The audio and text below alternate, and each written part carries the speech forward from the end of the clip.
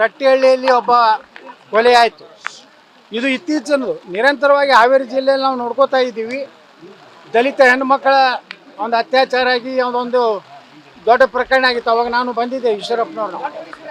ಅದಕ್ಕೆ ಈ ಸರ್ಕಾರ ನಮ್ಮ ಗೃಹ ಮಂತ್ರಿಗಳು RSS ಅನ್ನು ಬಿಟ್ಟು ಕಾನೂನು ವ್ಯವಸ್ಥೆ ಬಗ್ಗೆ ಚರ್ಚೆ ಮಾಡಲಿ. ಇಲ್ಲಾಂದರೆ ಕರ್ನಾಟಕದಲ್ಲಿ ಮುಂದಿನ ದಿವಸಗಳಲ್ಲಿ ಯಾವ ರೀತಿ ಪಶ್ಚಿಮ ಬಂಗಾಳದಲ್ಲಿ ಪರಿಸ್ಥಿತಿ ಇದೆ ಅದೇ ಪರಿಸ್ಥಿತಿ ಆಗ್ತದೆ.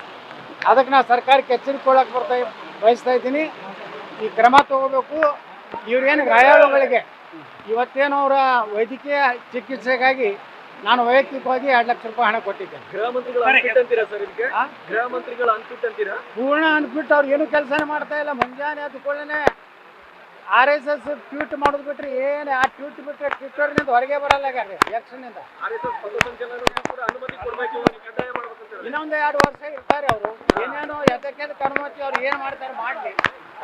ಕಾನೂನು ಪ್ರಕಾರ ಅನುಮತಿ ಕೊಡಬೇಕಾಗ್ತೈತಿ. ಇಂದು ಯಾರೂ ಆ ಸಂಪ್ರದಾಯ ಹಾಕಿದ್ದಿಲ್ಲ. ಇದೇ ಪರಮೇಶ್ವರ್ ಅವರು ಇದ್ದಾಗ ಸಹಿತ ಈ ರೀತಿ ಕೆಟ್ಟ ಪರಿಸ್ಥಿತಿ ಇರಲಿಲ್ಲ. ಅದಕ್ಕಿಂತ ಕೆಟ್ಟ ಪರಿಸ್ಥಿತಿ ಇವತ್ತು ರಾಜ್ಯದಲ್ಲಿ ನಿರ್ಮಾಣ ಆಗಿದೆ.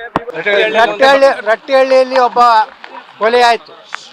ಇದು ಇತ್ತೀಚಿನದು. ನಿರಂತರವಾಗಿ ಹಾವೇರಿ ಜಿಲ್ಲೆಯಲ್ಲಿ ನಾವು ನೋಡ್ಕೋತಾ ಇದ್ದೀವಿ. ದಲಿತ ಹೆಣ್ಣುಮಕ್ಕಳ ಒಂದು ಅತ್ಯಾಚಾರ ಆಗಿ ಅದೊಂದು ದೊಡ್ಡ ಪ್ರಕರಣ ಆಗಿತ್ತು. ಅವಾಗ ನಾನು ಬಂದಿದ್ದೆ ಈಶ್ವರಪ್ಪನವ್ರು. ಅದಕ್ಕೆ ಈ ಸರ್ಕಾರ ನಮ್ಮ ಗೃಹ ಮಂತ್ರಿಗಳು RSS ಅನ್ನು ಬಿಟ್ಟು ಕಾನೂನು ವ್ಯವಸ್ಥೆ ಬಗ್ಗೆ ಚರ್ಚೆ ಮಾಡಲಿ. ಇಲ್ಲಾಂದರೆ ಕರ್ನಾಟಕದಲ್ಲಿ ಮುಂದಿನ ದಿವಸಗಳಲ್ಲಿ ಯಾವ ರೀತಿ ಪಶ್ಚಿಮ ಬಂಗಾಳದಲ್ಲಿ ಪರಿಸ್ಥಿತಿ ಇದೆ ಅದೇ ಪರಿಸ್ಥಿತಿ ಆಗ್ತದೆ. ಅದಕ್ಕೆ ನಾನು ಸರ್ಕಾರಕ್ಕೆ ಎಚ್ಚರಿಕೆ ಬಯಸ್ತಾ ಇದ್ದೀನಿ. ಈ ಕ್ರಮ ತಗೋಬೇಕು. ಇವ್ರೇನು ಗಾಯಾಳುಗಳಿಗೆ ಇವತ್ತೇನು ಅವರ ವೈದ್ಯಕೀಯ ಚಿಕಿತ್ಸೆಗಾಗಿ ನಾನು ವೈಯಕ್ತಿಕವಾಗಿ 2 ಲಕ್ಷ ರೂಪಾಯಿ ಹಣ ಕೊಟ್ಟಿದ್ದೇನೆ.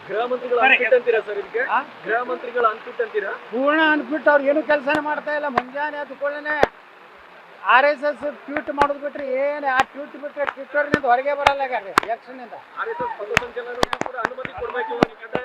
ಇನ್ನೊಂದು 2 ವರ್ಷ ಇರ್ತಾರೆ ಅವರು. ಏನೇನೋ ಎದಕ್ಕೆ ಅನುಮತಿ ಅವ್ರು ಏನು ಮಾಡ್ತಾರೆ ಮಾಡಲಿ. ಕಾನೂನು ಪ್ರಕಾರ ಅನುಮತಿ ಕೊಡಬೇಕಾಗ್ತೈತಿ. ಇಂದು ಯಾರೂ ಆ ಸಂಪ್ರದಾಯ ಹಾಕಿದ್ದಿಲ್ಲ. ಇದೇ ಪರಮೇಶ್ವರ್ ಅವರು ಇದ್ದಾಗ ಸಹಿತ ಈ ರೀತಿ ಕೆಟ್ಟ ಪರಿಸ್ಥಿತಿ ಇರಲಿಲ್ಲ. ಅದಕ್ಕಿಂತ ಕೆಟ್ಟ ಪರಿಸ್ಥಿತಿ